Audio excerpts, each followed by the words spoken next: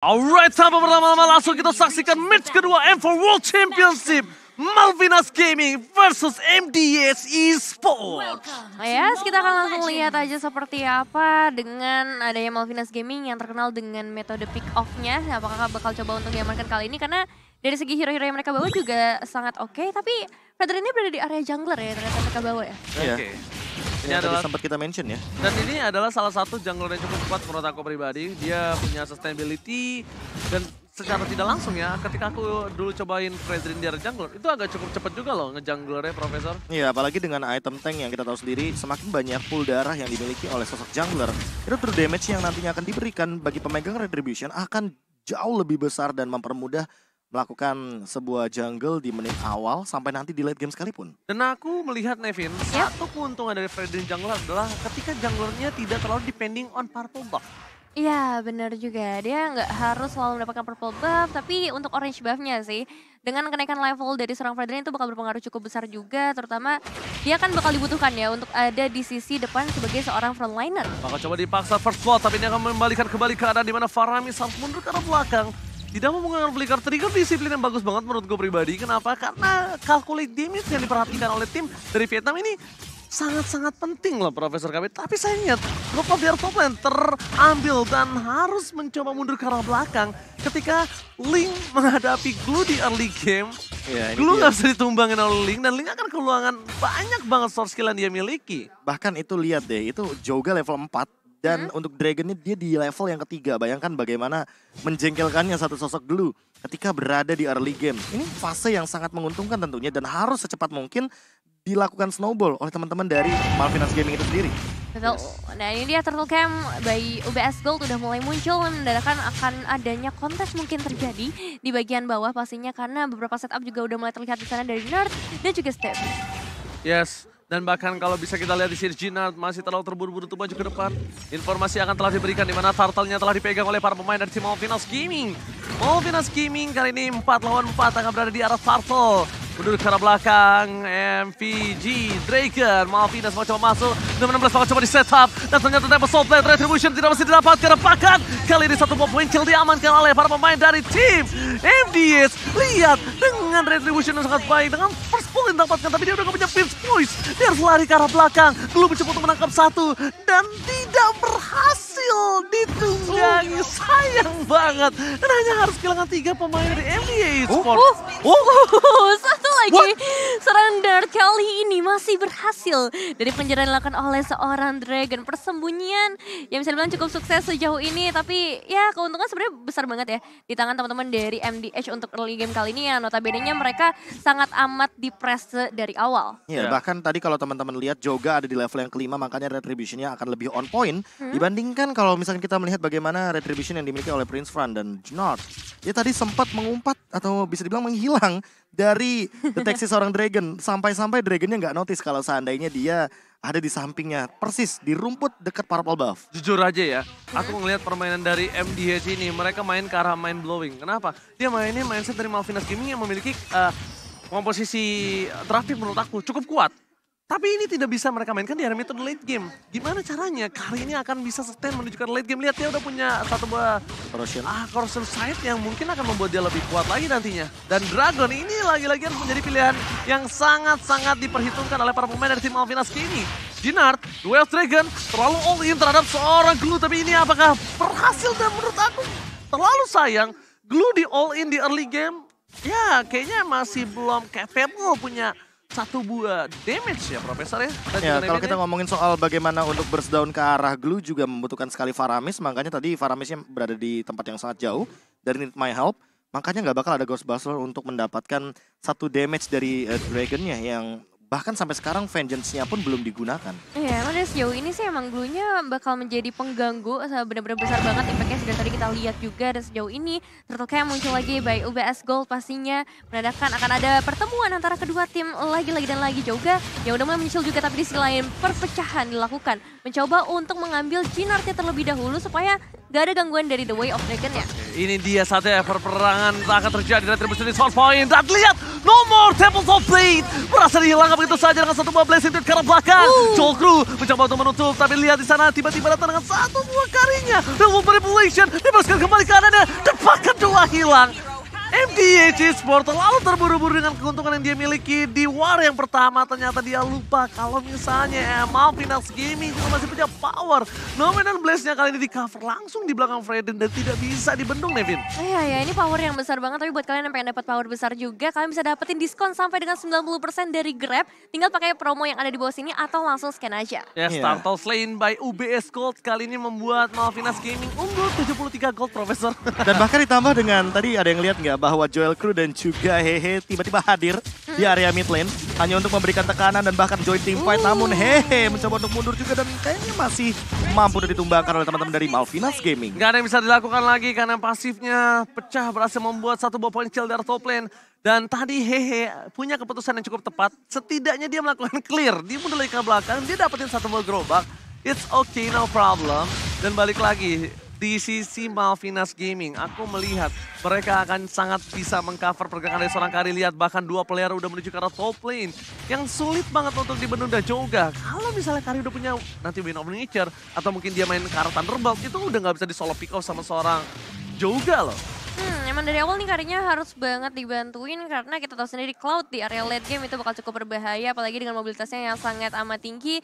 Dan untuk saat ini spek yang tinggi juga buat kalian para gamers bisa dapatkan di Infinix Note 12 2023. Dan so far kita akan melihat Jenart yang harus langsung hilang dalam sekejap mata ketika pergi terlalu jauh, nampaknya memasuki ke dalam kandang yang dimiliki oleh 3 pemain Malvinas Gaming. Ingat, ini Kari. Dia nggak butuh item banyak, dia hanya butuh gimana caranya pasifnya nyala semua. Dan dari segi lapu-lapu atau Chow sekalipun Profesor KB, dia mau coba nahan damage Kari itu impossible to think menurut gua. Apalagi dengan attack speed yang sangat tinggi dari Corruption Society yang udah jadi. Mungkin item keduanya juga akan menuju kepada Demon Hunter Sword agar nantinya Juno dan juga bagaimana The King ini tidak bisa lagi membendung damage yang begitu tinggi. Ya, mereka keuntungan yang dimiliki dari tim MDH kali ini udah dibalikan kembali oleh tim Malvinas Gaming. Dragon, kita tahu yang dari tadi memiliki keuntungan dia harus depan dan dia untuk di pick off butuh banyak banget soft skill. Dia menjadi posisi yang bagus, tapi lihat Taman Blast masih melakukan satu, Reda bisa dikeluarkan, tapi lihat no Taman Blast again. Real Mode Manipulation, kali ini dibuka untuk melakukan defensif, tapi lihat Cloud-nya gak bisa masuk lebih dengan buru-buru, dia nggak punya item. Kalau dia masuk itu namanya satu Nevin, menyerahkan nyawa kepada sang ilahi. Berpasrah saja ya, tapi ini satu eliminasi yang penting, apalagi kali ini mereka bisa dapetin space juga di area bottom lane menuju ke arah seorang The King ya. Ada Steph juga datang di waktu yang sangat amat tepat membuat Malvinas Gaming mendapatkan keuntungan yang besar, Ranger Mas. One last hit! Dan lihat, satu wave still survive di bottom lane dan bahkan para pemain dari tim MDH mereka gagal mendapatkan seorang Harley. Cuma butuh satu poin atau bahkan one last hit yang nggak berarti didapatkan. Tidak ada pertukaran di arah bottom lane. King harus ditumbangkan. Dan sayang, seribu sayang. Karena menurut aku pribadi, Eve ini adalah menjadi salah satu orang yang bisa melindungi Malvinas Gaming ketika team fight nanti, Profesor dan juga Nevin. Iya, apalagi kalau misalkan kita melihat dari tadi ya, posisi dari seorang Harley benar-benar berada di belakang sekali. Walaupun sempat di zone out sama Ignore, tapi follow up damage-nya Joga ini belum cukup untuk menumbangkan ke arah Harley yang kita tahu sendiri. Real World Manipulation itu memiliki shield absorb, jadi dia akan lebih lama lagi ketika mengeluarkan ultimate di waktu yang bersamaan bisa ofensif dan bisa defensif. Oh, lihat The King mencoba untuk ke arah belakang. Duel Dragon terhadap seorang Lolita mencoba di follow up begitu saja. Saya Sophie dapat satu point kill. Real World Manipulation dan masuk lane. Dan Faramis still survive dan ini dia membalikan kembali keadaan yang dimiliki oleh seorang Maramis yang di mana Faramis menyelamatkan hari dari MDH Esport. Kalau tidak ada Faramis itu pasti instan point kill yang didapatkan oleh tim Malvinas Gaming, Nevin. Iya, sebenarnya udah banyak banget damage yang bisa dikeluarkan oleh Malvinas Gaming, tapi ketika ada Faramis di sana nyawanya dikali 2 itu membuat dari MDH bisa bertahan dengan HP yang benar-benar masih prima banget sejauh ini. Langsung kabur semuanya. Curang. Langsung kabur semuanya. Stacknya full langsung kabur. Bener banget, stacknya full kabur daripada nanti kena grab ya. Ya, split grab. Dan kalau bisa kita lihat, ini mereka mencoba mengarah ke arah satu buah wall. Tapi lihat Way of Dragon telah dikeluarkan. Prince Farm harus mundur kali ini karena tidak boleh terlalu nafsu. Tapi lihat yang dilakukan terhadap para pemain dari tim MDH. Ada pecah dua team fight yang terjadi dan bahkan mereka hanya bisa menukar satu untuk satu. Ternyata satu pun untuk satu pun tidak. Dan ini keuntungan yang sangat jelas di tangan dari Malvinas Gaming selama mereka masih bisa bermain dengan tempo yang standar. Retribution telah didapatkan. Free Retribution. Free Lord for Malvinas Gaming. Iya, dengan terpecahnya tadi dua fight yang ada, itu juga ngebuat Dragonnya bisa lebih enak buat melakukan zoning out, membuat dari MDH juga nggak bisa berbuat banyak, tapi mereka tetap harus melakukan trade sejauh ini, karena outer turret kemungkinan besar akan berhasil diruntuhkan, at least ada pertukaran ke bagian bottom outer turret. Iya, konsep permainan dari Malvinas Gaming adalah bermain front to back, atau bermain mengincar dari depan menuju ke arah belakang. Sementara kebalikannya MDH Esports, mereka punya Hehe. Mereka punya Cloud yang artinya mereka bisa melakukan backstep dari belakang. Sayangnya, target utama dari Joel Crew sebagai carry yang harusnya tanker seperti Jinard atau bahkan The King malah jadi Cloud yang begitu tipis dan begitu squishy untuk ditumbangkan. Ya, dan diingat, carry tidak bisa ditutup dengan satu buah Wind of Nature. Ingat itu. Gak peduli Wind of Nature, tapi lihat dari Jinard. Jangan terlalu depan, ingat karinya bakal menempel pergerakan dari seorang Harley. Bakal coba tifat kembali, The Way of Dragon telah dikeluarkan. Tidak bisa dibawa, Jinard tangan tumbang. Dan bakal kali siapa telah dikeluarkan for defensive. Mundur ke arah belakang, Faramis still save the day untuk tim MDH Esports. Tapi bukan itu problem utamanya. Gimana caranya mereka bisa mempertahankan base mereka dari super minion yang bergerak di 3 lane yang berbeda bersama dengan satu ward yang free di arah top lane. Iya, itu Cold Altar yang benar-benar on time banget, tapi ya benar masalah berikutnya yang paling besar adalah untuk mempertahankan base turret mereka yang tersisa karena Lordnya udah mulai masuk memberikan damage yang cukup besar juga, membuat The King harus berada di bagian terdepan kali ini, membuat satu benteng pertahanan yang begitu besar, tapi lihat damage dari seorang Karinya nggak bisa ditahankan dan cermas. Damage-nya gak bisa dibendung. Joel Crew, Profesor KB dan juga Nevin, aku udah bilang sebelumnya, Cho, Lapu-Lapu, mungkin ini dua hero yang paling kuat di tangan dari MDH Esports itu gak bakal bisa bendung sama saya dan itemnya. Silakan Profesor. Udah mau menuju ke arah Golden Staff sepertinya. Udah ada Wind of Nature juga untuk menahan Blazing Duet dari Hehe. Karena kita tahu sendiri dari tadi permainan Hehe mengincar ke arah belakang. Dua target dia, Harley dan juga Joel Crew. Tapi untuk sekarang udah menemukan jawabannya. Stilekpet juga tetap ada di tangan dari Kari, seorang Joel Crew. Cuma yang paling nantinya akan menjadi malapetaka adalah ketika antara Steppy dan juga dari Dragon dan Prince Fran kalau misalkan dia sudah selesai dengan Blade Armor. Ini Hehe nggak bakal bisa punya target yang benar-benar optimal kalau mau main front to back. Karena itu Blade Armor akan sedikit menahan bagaimana pantulan damage fisikal yang dikeluarkan oleh Cloud. Oke, tapi kalau menurut aku pribadi Profesor KB ya, mereka punya charge gimana caranya Lapu-Lapu ini menuju ke arah Eve.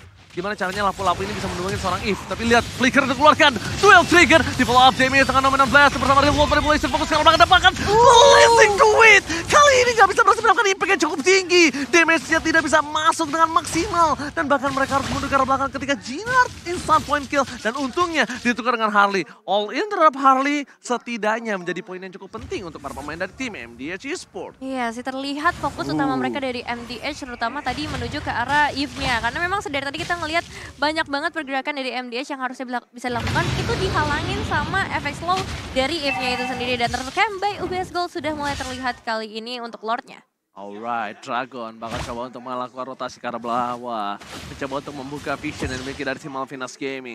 Sedangkan Joel Crew bersama dengan Prince Plane dia akan benar-benar cukup cepat untuk mendapatkan satu buah lotnya. Mungkin lotnya masih menit 12, tidak terlalu kuat untuk ditumbangkan.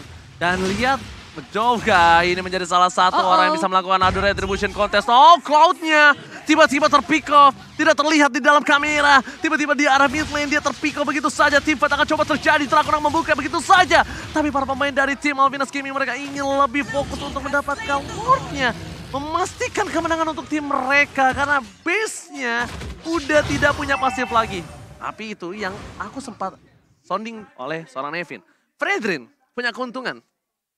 Tidak depending on purple buff. Ini ngebuat dia punya power yang besar banget, sustainnya juga tinggi, ditambah lagi ada sosok Dragon yang selalu siap juga di area terdepan. Meskipun kalau kita ngeliat dari line-up-nya emang ini banyak banget counter yang menuju ke arah Blue. Cuma dengan efek goldnya yang berbeda cukup jauh, ini nggak jadi masalah besar untuk Blue-nya sejauh ini.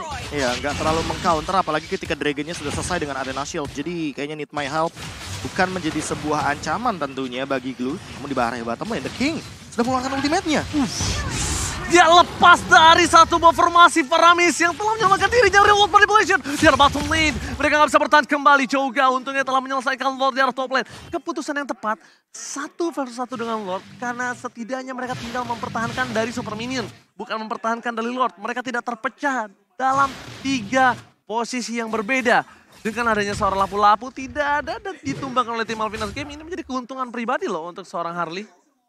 Tapi bukan jadi masalah besar juga sebenarnya untuk The King yang harus tumbang karena emang pertukarannya masih cukup worth it ya sedari tadi kita lihat. Dan kali ini Malvinas Gaming udah mulai mendekat dengan 119 yang pasang di sana mencoba untuk mendapatkan eliminasi lagi Ranger Mas. Oh my god, Nominal Blast with Flicker berhasil mendapatkan 1 Maramis poin pentingnya. Jinar tidak bisa masuk lebih dalam lagi, dia bisa terlalu besar dari seorang Kari.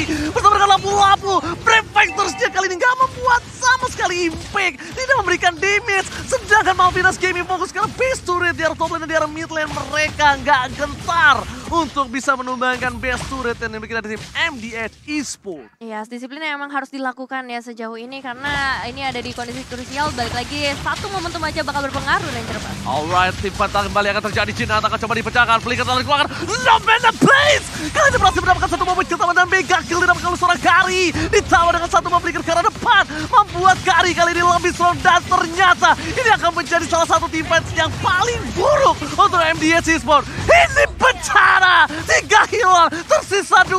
Apakah ini mendapatkan miniak untuk tim dari Malvinas Gaming? Oke, triple kill udah berhasil diamankan juga 2 pemain tersebut, tapi masih ada Tempest of Blade yang akan dibuka oleh seorang Joga terlebih dahulu. Namun fokus karena base kali ini bakal menjadi kemenangan untuk Malvinas Gaming. Malvinas Gaming take the game.